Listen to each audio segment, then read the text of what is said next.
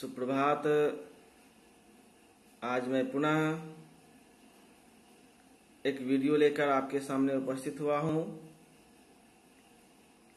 आज के इस वीडियो में मैं आपके सामने हिंदी प्रतिष्ठा प्रथम वर्ष के द्वितीय पत्र में संकलित मैथिल कोकिल विद्यापति द्वारा रचित एवं राम वृक्ष बेनीपुरी द्वारा संपादित विद्यापति पदावली में संकलित 203 पद संख्या आपके सामने प्रस्तुत करने जा रहा हूं। यह पद भी श्रृंगार के वियोग पक्ष से संबंधित है। इसमें विद्यापति ने दिखाया है कि श्री कृष्ण के वियोग में गोपिकाएं किस तरह से विरहानुभूति से पूरी तरह से ग्रस्त हैं, विरह में वो लगातार तड़प रही हैं, श्री कृष्ण की यादों में खोई हुई हैं और वे पत्र के माध्यम से श्री कृष्ण से अपनी भावना व्यक्त करने की कोशिश कर रही हैं, श्री कृष्ण से पत्र के माध्यम से संपर्क साधने की कोशिश कर रही हैं। तो विद्यापति जी ने इसमें लिखा है के पतिया लय जाएत रे मोड़ा पियतम पास, हिये नहीं सहय असह दुख रे भेल सावन मास। विद्यापति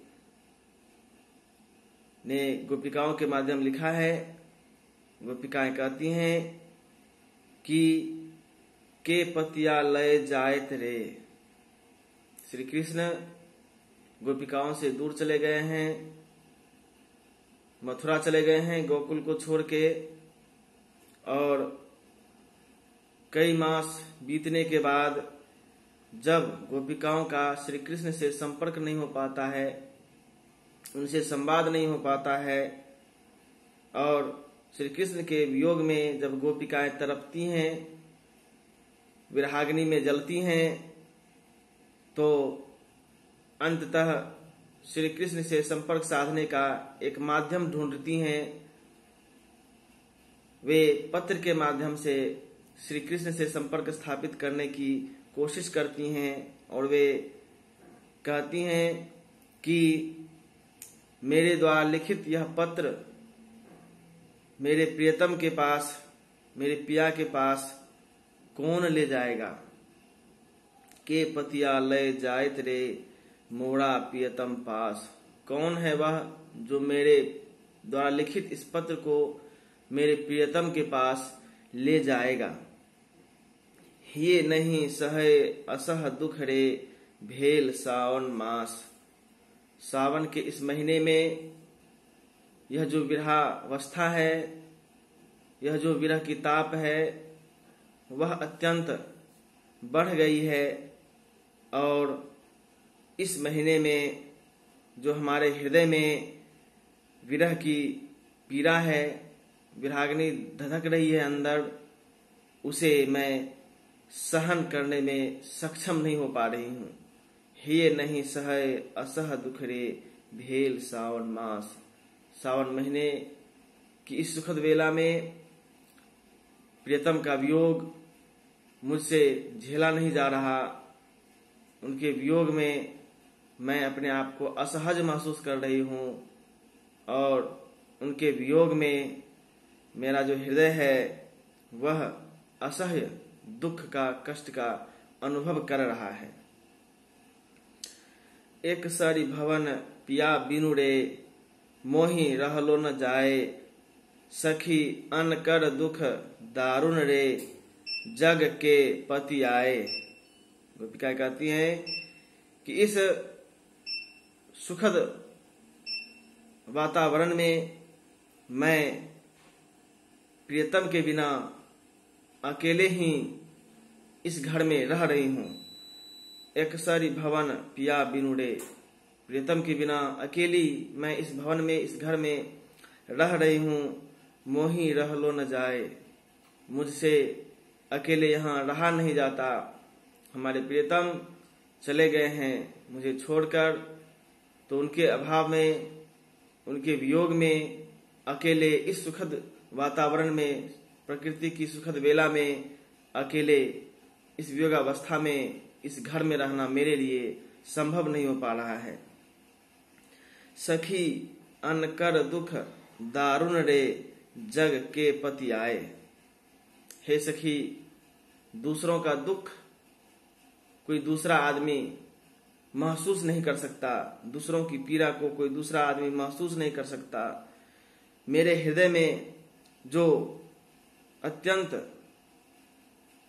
दुखद भावनाएं उत्पन्न हो रही हैं, मेरा मन जिस तरह से पूरी तरह से दुखित है, जो दुख मैं अनुभव कर रही हूँ, इसे इस संसार के लोग विश्वास नहीं करते हैं, इसे पतियाते नहीं हैं। क्योंकि जिस व्यक्ति पर जो दुख बीतता है, जो कष्ट उसे झेलना होता है, उसे खुद वही समझ सकता है। दूसरा व्यक्ति उसकी पीड़ा को, उसके दुख को, उसके कष्ट को अनुभव नहीं कर पाता। तो वही स्थिति आज मेरी हो गई है। श्री कृष्ण के वियोग में मैं किस तरह से आहत हूँ, मेरा हृदय किस तरह से परेशान है, मैं किस तरह से श्री कृष्ण के वियोग में तड़प रही हूँ, इसका अनुभव संसार के किसी अन्य प्राणी को नहीं है, किसी अन्य व्यक्ति को नहीं है। मैं खुद उस कष्ट में, दुख में तड़प रही हूँ, जल रही हूँ। मोड़ मन हरि हरि लय गेल रे, अपनो मन गेल गोकुल तेज मधुपुर बस रे, कत उपजस अपजस लेल। गोपिकाएं आगे कहती हैं, मोड़ मन हरि हरि लय गेल रे। गोपिकाएं कहती हैं कि मेरा जो मन है वह हरि अर्थात श्री कृष्ण हरण करके लेके चले गए हैं। मोड़ मन हरि हरि लय गेल रे, अपनो मन गेल।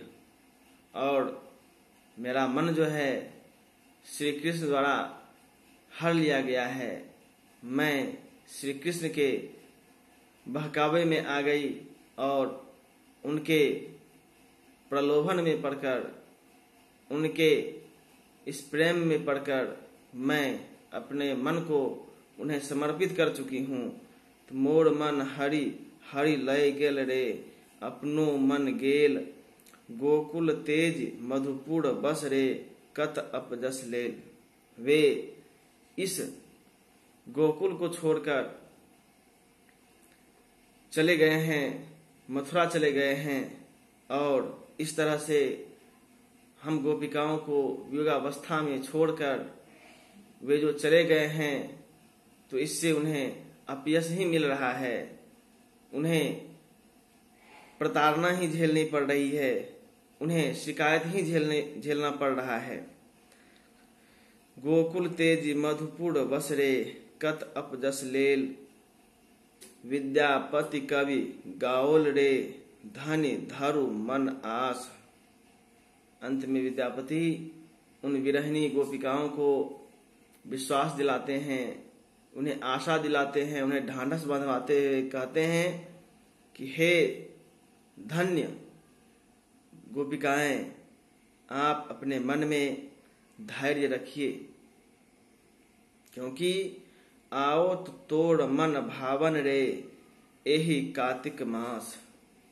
आप अपने मन में धैर्य बनाए रखिए, विश्वास बनाए रखिए, क्योंकि वे श्री कृष्ण चले जरूर गए हैं, लेकिन अगले कार्तिक महीने में वे आपसे मिलेंगे, वे आपके पास आएंगे। इसलिए आप चिंता मत कीजिए, वे जरूर आएंगे, आपसे मिलेंगे और आपकी मनोकामना को पूर्ण करेंगे। तो इस तरह विद्यापति ने इस पद में भी गोपिकाओं के मन में जो विरहावस्था है, गोपिकाओं द्वारा जो कष्ट अनुभव किया जा रहा है श्री कृष्ण के वियोग में, उसे अत्यंत मार्मिक भाषा में व्यक्त करने की पूरी कोशिश की है। और उन्होंने इस पद में एक जगह जहां वो लिखते हैं मोर मन हरि हरि लय गेल रे, तो इसमें अत्यंत महत्वपूर्ण एवं आकर्षक अलंकार का भी इन्होंने इस्तेमाल किया है। यहाँ पर यमक अलंकार एक शब्दालंकार है जिसमें दो शब्द एक समान प्रयुक्त हुए हैं, लेकिन दोनों के अर्थ अलग अलग हैं। यहाँ पर एक हरि का अर्थ श्री कृष्ण है और दूसरे हरि का अर्थ हरण करना है। तो विद्यापति ने अलंकार युक्त इस शब्दावली के माध्यम से, सरल मैथिली भाषा के माध्यम से विरहिणी गोपिकाओं के दिल की बात को इस पद में पूर्णतः पिरोने की कोशिश की है और विरहिणी गोपिकाओं को सांत्वना भी दी है कि आप चिंता मत कीजिए, वे आएंगे इस अगले कार्तिक मास में, वो निश्चित तौर पर आपके पास आएंगे, आपसे मिलेंगे और आपकी मनोकामना पूर्ण होंगी। तो इस तरह विद्यापति द्वारा रचित यह पद अत्यंत मार्मिक, रोचक एवं मनभावन बन पड़ा है। इस तरह यह पद यहीं समाप्त होता है। हम पुनः मिलेंगे अगले वीडियो में, नए विषय के साथ। धन्यवाद।